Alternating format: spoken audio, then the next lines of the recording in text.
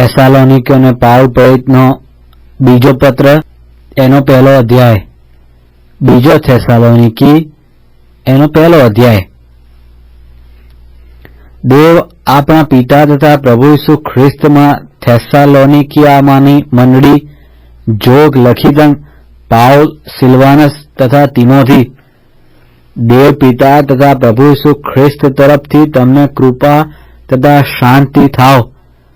ભાઈઓ, અમારે તમારા વિશે સદા દેવની આભાસ્તુતિ કરવી જોઈએ અને તે યોગ્ય છે, કેમ કે તમારો વિશ્વાસ ઘણો વધતો જાય છે અને તમે સર્વ એકબીજા પર ઘણો પ્રેમ રાખો છો.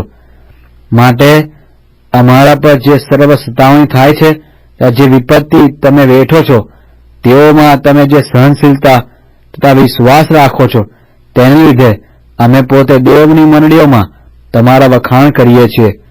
એ તો દેવના ન્યાયી ઇન્સાફનું પ્રમાણ છે, જેથી દેવના જે રાજ્યને સારું તમે દુઃખ વેઠો છો, તે રાજ્યમાં દાખલ થવાને યોગ્ય તમે ગણાવો.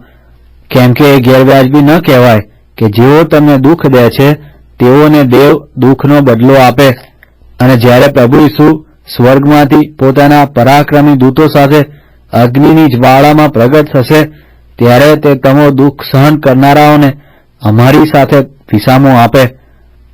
તે વખતે જેઓ દેવને ઓળખતા નથી ને જેઓ આપણા પ્રભુ ઈસુ ખ્રિસ્તની સુવાર્તામાં માનતા નથી, તેઓને તે સજા કરશે. તેઓ પ્રભુની હજુરમાંથી તથા તેના મહિમાવાન સામર્થ્યથી દૂર રહેવાની શિક્ષા એટલે અનંતકાળનો નાશ ભોગવશે, જ્યારે પોતાના સંતોમાં મહિમા મેળવવાને અને જેઓએ વિશ્વાસ કર્યો તેઓમાં આશ્ચર્ય ઉત્પન્ન કરવાને તે આવશે.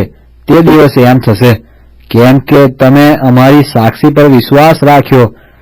એથી અમે સદા તમારા માટે પ્રાર્થના કરીએ છીએ કે આપણો દેવ જે તેવું તમે મળ્યું છે તેને લાયક તમને ગણે ને પોતાના સામર્થ્યથી પરોપકાર કરવાની તમારી દરેક ઈચ્છાને તથા તમારા વિશ્વાસના કામને સંપૂર્ણ કરે, જેથી આપણા દેવ તથા પ્રભુ ઈસુ ખ્રિસ્તની કૃપાથી આપણા પ્રભુ ઈસુનું નામ તમારામાં મહિમાવાન થાય અને તમે તેનામાં મહિમાવાન થાઓ.